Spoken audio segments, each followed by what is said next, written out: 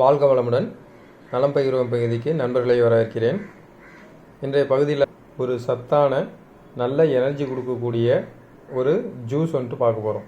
அது ஒன்றும் இல்லைங்க, கருவேப்பிலை கீர். அதாவது கருவேப்பிலையோட தேங்காயும் சேர்த்து அரைக்க போகிறோம். அது கருவேப்பிலை கீர்னு சொல்லலாம். இப்போ பார்த்தீங்கன்னா நல்ல ஃப்ரெஷ்ஷான கருவேப்பிலை எடுத்து வச்சுருக்கேன். ஒரு 3/4 கப் அளவுக்கு. இந்த அளவுக்கு ஒரு தேங்காய் துண்டு எடுத்து வச்சுருக்கேன். நாட்டு சர்க்கரை, ஒரு 2 ஏலக்காய். ஏலக்காய் ஒரு நல்ல மனமும் நம்மளோட ஜீரண சக்தியும் அதிகரிக்கக்கூடியது. சுவைக்காக நாட்டு சர்க்கரை எடுத்திருக்கேன். நாட்டு சர்க்கரை உங்களோட சுவையின் அளவு எவ்வளோ தேவையோ அதை பொறுத்து நீங்கள் பண்ணிக்கலாம். இப்போ பார்த்தீங்கன்னா இதில் ஒரு 3/4 கப் அளவுக்கு கருவேப்பிலை எடுத்து வச்சுருக்கேன். இது ஒரு 4 பேருக்கு ஜூஸ் போடுறது அளவுக்கான கருவேப்பிலை. இதை நீங்கள் எவ்வளோ வேணுமோ அதுக்கு தகுந்த மாதிரி உங்களுக்கு கூட்டவோ குறைக்கவோ செஞ்சுக்கலாம்.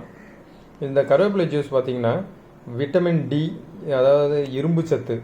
இது பார்த்திங்கன்னா இந்த இரும்பு சத்து தான் நம்மளோட ரத்த உற்பத்திக்கு அடிப்படையான ஒரு சத்து. எதுனா இரும்பு சத்து தான். அது இந்த கருவேப்பிலையிலேருந்து நமக்கு அளப்பரிய அளவில் கிடைக்கக்கூடியது. அதே போல் கால்சியம், நம்ம எலும்பு வளர்ச்சிக்கு, எலும்போட உறுதித்தன்மைக்கு கால்சியம் அவசியங்க. கால்சியம் பார்த்திங்கன்னா நீங்கள் ஒரு டம்ளர் பால் குடித்து உங்களுக்கு கிடைக்கிற கால்சியம் வெறும் 4 இலை கருவேப்பிலையில், இந்த மாதிரி வெறும் 4 இலை கருவேப்பிலையில் உங்களுக்கு அந்த கால்சியம் கிடைச்சிரும்.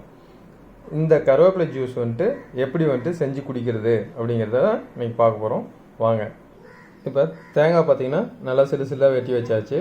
அதை மிக்ஸி ஜாரில் சேர்த்துக்கலாம். அடுத்து கருவேப்பிலை சேர்த்துக்கலாம். அடுத்து நாட்டு சர்க்கரை, ஏலக்காய் இதையும் சேர்த்துக்கலாம்.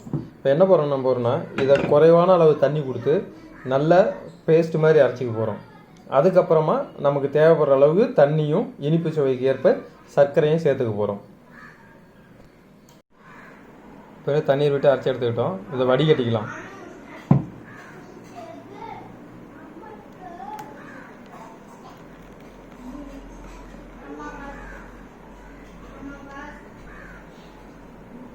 இது நம்ம அப்படியே கூட குடிக்க முடியுங்க.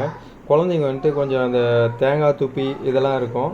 அந்த மாதிரி இருக்கும்போது குழந்தைங்க குடிக்க விரும்ப மாட்டாங்க. அதனால் கொஞ்சம் வடித்து எடுத்துக்கலாம். நம்ம அதை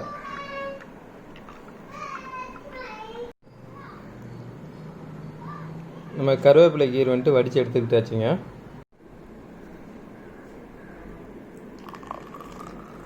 நம்ம கருவேப்பிலை ஜூஸ் ரெடி ஆச்சு.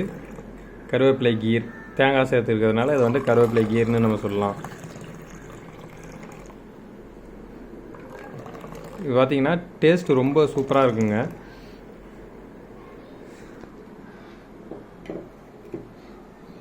இதை வீட்டில் நீங்களும் செஞ்சு பாருங்கள். குழந்தைங்களுக்கு செஞ்சு கொடுங்க.